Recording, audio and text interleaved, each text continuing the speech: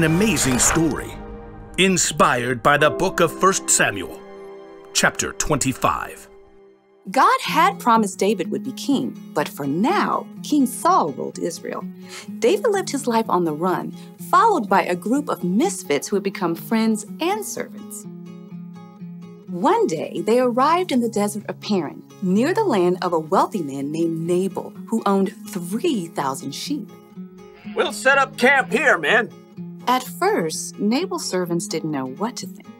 Too many strangers around these parts. We've had food and sheep go missing. But David's men were honorable.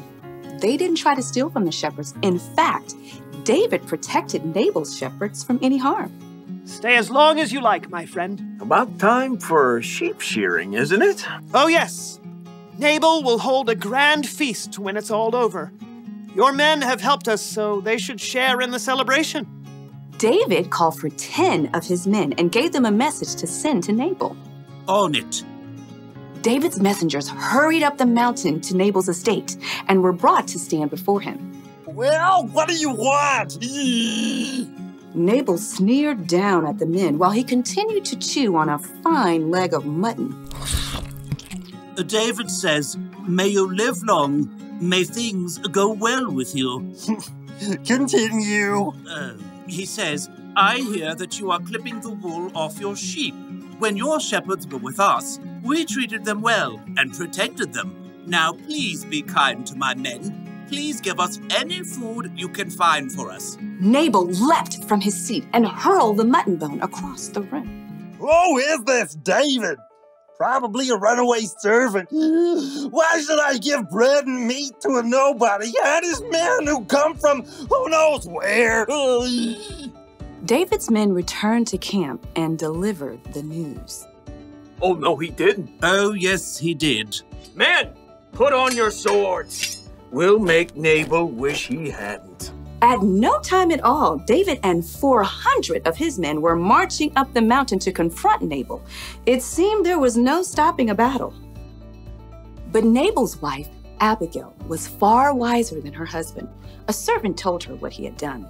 David sent messengers asking for food, but Nabal shouted and was rude to them. Go on. The whole time we were near them, David's men were good to us. They were like a wall, keeping us safe. You've got to do something now, or terrible trouble will come. There's no time to waste.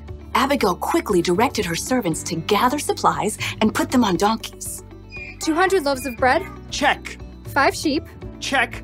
1 bushel of cooked grain. Check. 100 cakes of raisins and 200 cakes of figs. Check. And check. Well, you go on ahead. I'll follow. The donkeys, loaded with good food, started down the mountain.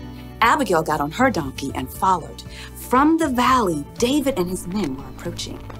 Everything we've done has been worthless. I watched over this fellow's property, but he's paid me back evil for good. We'll wipe him out. As David's anger grew, though, he spotted something along the path. A pack of donkeys. What's this? Well, it looks like they're carrying something. Food for a feast, I'd say. Behind the pack of donkeys, Abigail prepared for what lay ahead.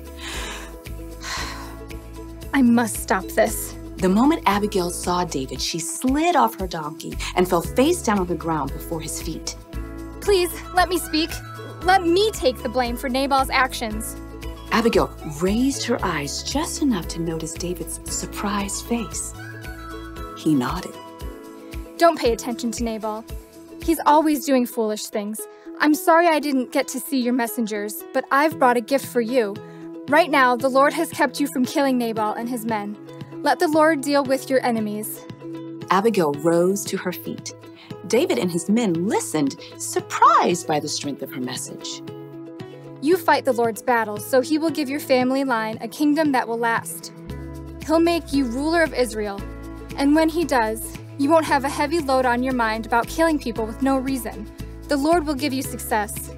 When that happens, please remember me. Abigail took a deep breath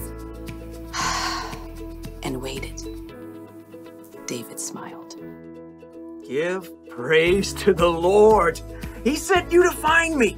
May he bless you for this. You have kept me from using my own hands to get even. David's men unloaded the food that Abigail had brought.